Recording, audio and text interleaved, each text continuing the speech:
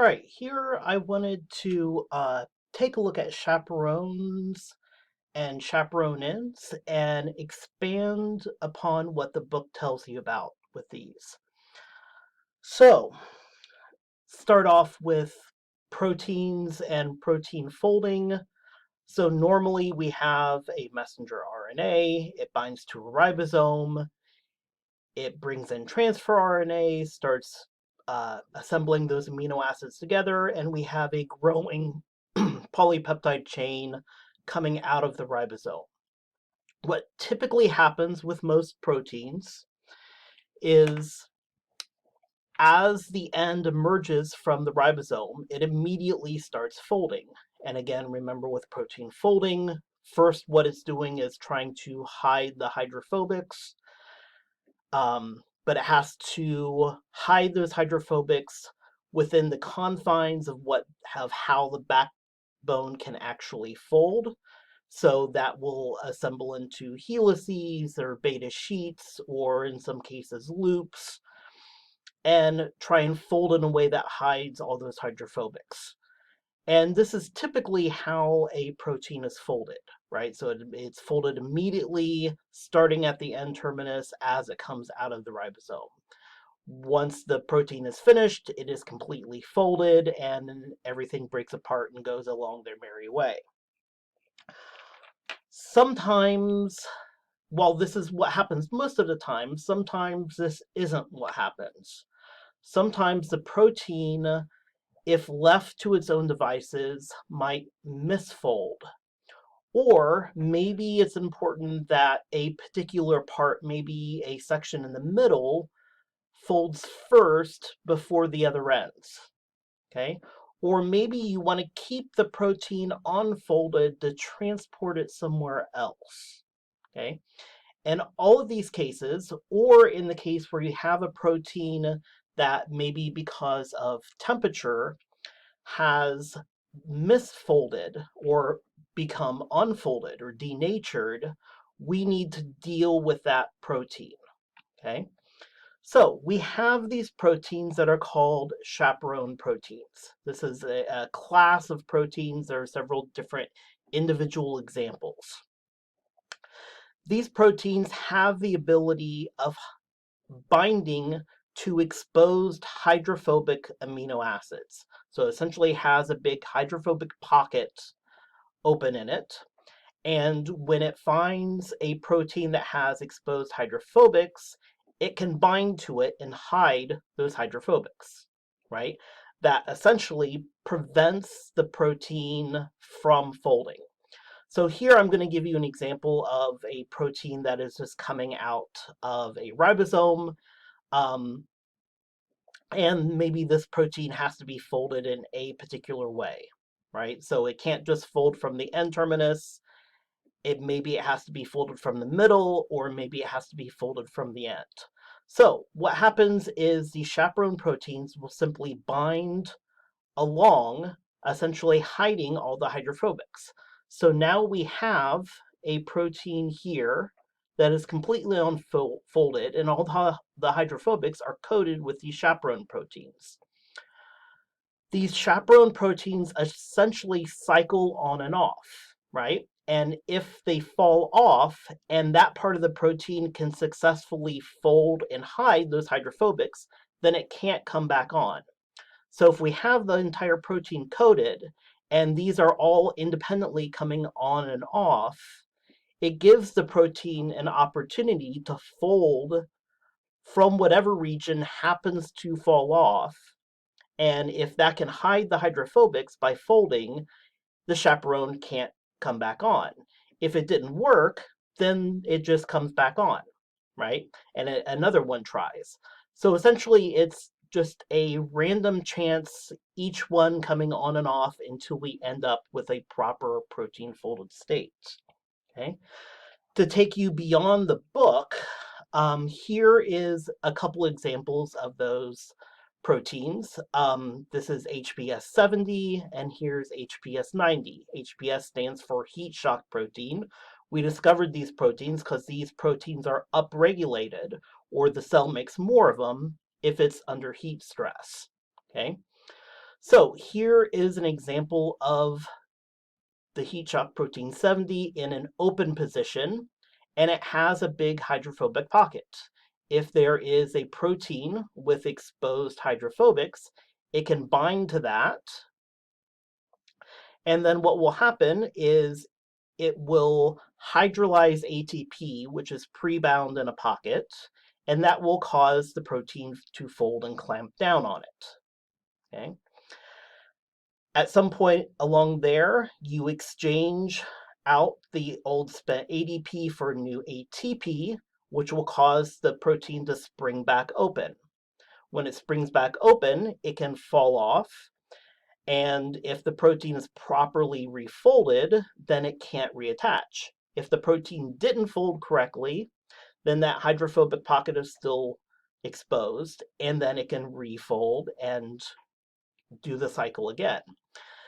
HBS 90 essentially works the same way. Here we have an open conformation, um, and this one has these hydrophobic pockets where a protein can bind into it if it has hydrophobic exposed. Here, when ATP binds, it causes it to fold into a clamped closed position. And then as it hydrolyzes the ATP, it will spring back open into an open conformation. And again, if the protein is folded correctly, hydrophobics are hidden, and it will not reattach. If it isn't folded correctly, then it binds back on and it goes through the cycle again. And coming back to the idea here is each one can pop off independently of all the others, allowing the protein time to try folding from different standpoints. So most proteins begin folding from the N terminus. Other proteins need to fold from the middle, or there's something else going on. Now let me give you an example of where we don't want a protein to fold at all. Okay? If we are transporting a protein to be inserted into a mitochondria, in order to get through those membranes, there are these little pore molecules, and we have to essentially feed that protein through this pore molecule. That requires the protein to be unfolded. So in this case, we have a polypeptide chain which is coated with these chaperones until it is transported to the mitochondria. It is then fed into this, which essentially replaces the hiding of the hydrophobics. So one falls off, it moves down a little bit more, and then it can't come back on because the hydrophobic is hidden.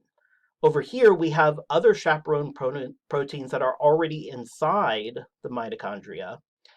Those clamp on and essentially prevent it from sliding out backwards. And by progressively allowing things to fall off and reattach, it will pull it all the way inside, and then it will allow it to fold correctly once inside. Now, there's always the possibility that no matter what we do, this protein may not be folding correctly. And it may be because there is a lot of misfolded proteins in the cell. If there's a lot of misfolded proteins, that means there's a lot of hidden hydrophobics. Or, I'm sorry, exposed hydrophobics. In that case, those different polypeptide strands can cluster together and stick to one another, and that will prevent them from refolding. Okay, so by coating it with these chaperones, you can prevent the individual things from sticking together. Now, that doesn't solve the problem of having a bunch of them, right? If you have way too many misfolded proteins, then you need to put this protein into a special protected environment. Here we have another chaperone protein called chaperone-in. Okay? In this, what we do is we take that misfolded protein, we feed it into the inside. The inside of this barrel is essentially hydrophobic, and it will hide all those hydrophobics. So the chaperone proteins can then fall off, and they won't rebind. So it's now hidden inside of this barrel. Well, let me give you a little bit more detail on that barrel. This barrel is actually made up of several rings of proteins, and this barrel has two chambers. So there's a chamber up here and a chamber down here. Here is, this is looking at the outside of the protein. This is what it looks like if you were to cut halfway through it. You can see there's a big empty chamber on the inside. We also have these cap proteins on the end, which close it off, right? So here, let's start off with an unfolded protein. It has exposed hydrophobics.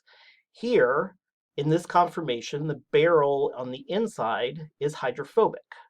That will bind that hydrophobic chain and keep it inside. We then take ATP and hydrolyze it, and that will allow a cap to come on. It causes a conformational change.